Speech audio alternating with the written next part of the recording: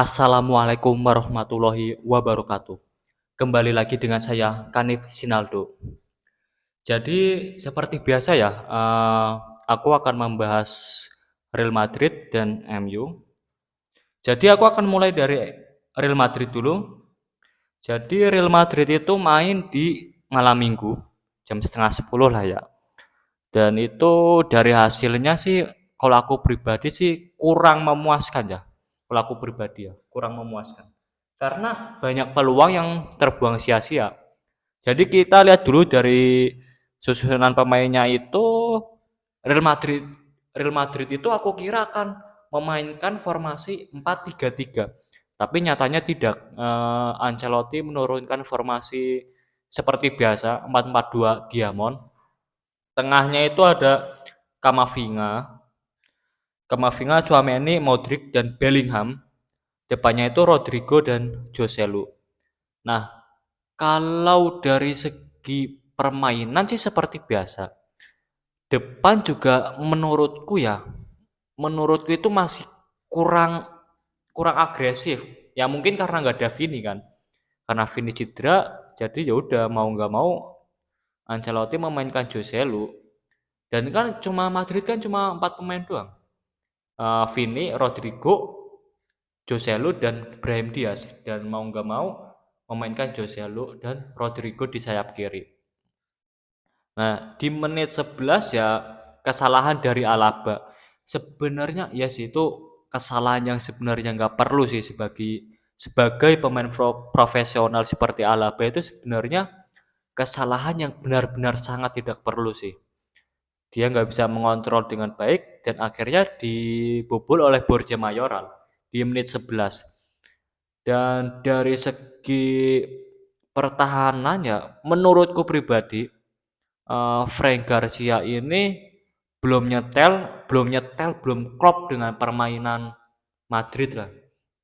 Karena kalau aku pribadi ya, ini menurutku pribadi ya, kalau dibandingin dengan Ferland Mendy dan Frank Garcia, kalau aku pribadi sih sebenarnya lebih mending Ferland Mendy sih sebenarnya. Karena dari touch-nya, dari sentuhannya itu sebenarnya apa ya? Lebih nyaman sama Ferland Mendy.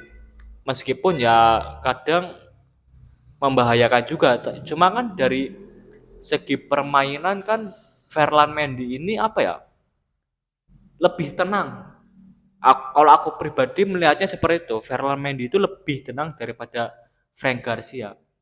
Bukan berarti Frank Garcia nggak tenang ya mainnya, cuma kalau dari segi ketenangan aku lebih memilih Ferland Mendy sih.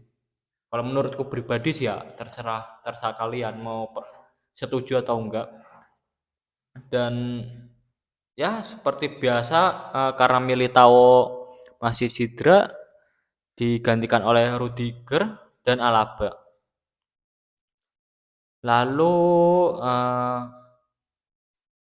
ya kembali lagi pemain yang dengan harga 130 juta euro yaitu Jude Bellingham lagi-lagi membawa kemenangan tim ini.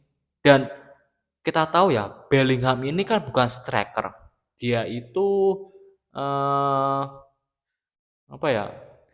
Tipe tipe gelandang seperti Valverde sih kalau menurutku pribadi sih. Dia tipe gelandang box to box. Jadi kalau dia bisa mencetak gol, dia kan sudah mencetak 5 gol kalau nggak salah ya. Koreksi kalau salah. Dia sudah mencetak 5 gol di Liga Spanyol. Nah, seandainya suatu saat nanti Bellingham tidak mencetak gol, ya ya udah kita fair aja bahwa Jude Bellingham ini bukan striker, bukan pemain yang disuruh mencetak gol. Bukan striker nomor 9 seperti Benzema atau Ronaldo. Jadi Bellingham ini kan pemain tengah ya, playmaker. Jadi tugasnya dia ya, kontribusinya dia kan lebih ke menggiring atau umpan gitu kan. Kontribusinya yang mencetak gol juga, cuma kan tidak seperti striker. Jadi kalau misalnya dia tidak mencetak gol, ya udah gitu. Kita nggak usah kecewa kalau misal Jude Bellingham tidak mencetak gol. Dari rival ya, Barca menang juga, menang tipis, tapi aku nggak melihat pertandingannya. Ya dari aku itu Madrid kemarin kurang memuaskan, kurang memuaskan. Nah, kita lanjut ke satunya, Manchester United. Ya dari segi permainan sih fair ya, karena ya Arsenal ini kan sebenarnya di bawah Arteta ini kan sebenarnya udah 11-12 seperti permainannya Man City. Dari segi penguasaan, jadi Arsenal ini bisa memegang bola, nggak seperti MU. Jadi di pertandingan ini MU memanfaatkan serangan balik. Dan itu fair aja, itu wajar karena MU kan nggak bisa memegang bola lama ya. Dan akhirnya MU bisa bisa memaksimalkan peluang tersebut menjadi gol lewat serangan balik yang dicetak gol oleh Rashford di menit berapa ya? Di menit berapa sih Rashford mencetak gol nih? Di menit-menit awal lah ya, di babak pertama, dan itu sangat apa ya, di menit 27 mereka bisa memanfaatkan serangan balik dan baru 1 menit langsung kebobolan lagi, dan itu membuat apa ya, pasti mental pemain MU ya habis mencetak gol baru semenit udah dibobol kan, mentalnya agak tergoyang meskipun mereka pemain-pemain profesional ya, dan pasti nggak benar-benar tergoyang mentalnya, tapi itu membuat pemain-pemain lain pasti waduh, baru mencetak gol malah kebobolan lagi, kan itu kan pasti membuat pikiran-pikiran yang negatif ya. Dan akhirnya apa ya, dari segi permainan emang ya seperti itu MU, dan Onana akhirnya 4 pertandingan 8 gol, 8 kebobolan. Nah, jika kalian fans MU yang kangen dengan De Gea, kalau aku pribadi ya, kalau aku pribadi pilih mana sih, De Gea sama Onana? Kalau aku sih milih Onana, karena meskipun meskipun ya dari segi save mungkin lebih bagus De Gea dari segi save. Cuma karena tim-tim sekarang lebih banyak memainkan sepak bola modern, build up dari bawah, dari kiper, ya aku tetap lebih suka Onana karena dia benar-benar bisa build up dari bawah. Dan aku lebih suka tipe kiper seperti itu daripada tipe kiper yang lawas seperti De Gea. Tapi sayangnya ya itu, Onana sudah kebobolan 8 gol dalam 4 pertandingan, dan ya gol pertama itu Odegaard sendirian gak ada yang menjaga loh. Dan nah ini di menit babak kedua, di menit tambahan kan Garnacho sempat mencetak gol tuh. Itu kan sempat ngedon lagi. Sudah mencetak gol, dicek VAR ternyata offside. Dan akhirnya membuat pemain MU ngedon lagi. Udah mencetak gol malah nggak jadi kan. Dan akhirnya dibobol lah lewat gol Declan Rice kan. Nah, setelah gol Declan Rice itu kan MU benar-benar menggempur kan, pol-polan kan mainnya kan. Dari 2-1. Nah, di menit-menit akhir 99 atau menit 100 itu Gabsus berhasil mencetak gol, dan itu gol tipe striker itu seperti itu, bisa menipu back. Jadi dia capping ya, mau mau nendang kaki kiri tapi ternyata di capping dan Dalot ketipu, dan itu adalah gol tipe striker ya seperti itu. Dan Martial apakah bisa seperti itu? Ya belum tentu, pasti dia larinya sudah kesalip sama back-back musuh, dan itu benar-benar gol kelas kelas dunia, itu kelas striker lah pokoknya, itu bagus sih golnya. Dan dari segi permainan MU ya jujur ya, kalau melihat permainan MU seperti itu, mereka tim ini tidak akan bisa menjuarai Liga Inggris menurutku lah ya.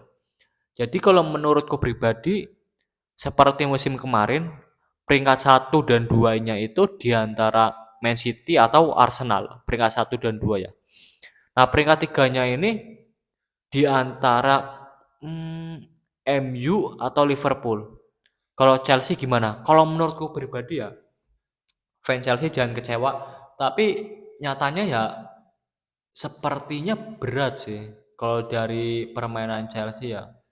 Mungkin eh, di luar dari empat besar mungkin lima bisa, lima, enam, tujuh lah bisa. Mungkin tiga empatnya mungkin MU dan Liverpool. Mungkin aja bisa Brighton kan. Cuma kalau Newcastle kayaknya mulai agak turun sih permainannya sih. Ya sebenarnya nggak turun ya permainannya ya. Cuma karena awal musim ketemu Man City di kandang Man City, ketemu Brighton di kandang Brighton kan itu sulit bermain di kandang Brighton kan. Kalau Newcastle mungkin bisa lima besar lagi, lima besar enam besar lah. Jadi kalau dilihat dari permainan MU juara atau enggak, kalau menurutku nggak tahu sih ya, ini masih empat pertandingan soalnya. Kalau dilihat dari permainannya sekarang ya, permainan MU sekarang, itu sulit sih, sulit juara sih. Mungkin masa Man City lagi sih. Kalau dibilang Man City apa Arsenal, mending Arsenal yang juara sih menurutku loh ya. Daripada Man City terus kan. Dan ya semoga aja sih ya kembali lagi MU nggak akan bisa berkembang kalau separuh separuh pemainnya itu dibuang. Separuh lebih, separuh lebih pemain MU itu harus dibuang.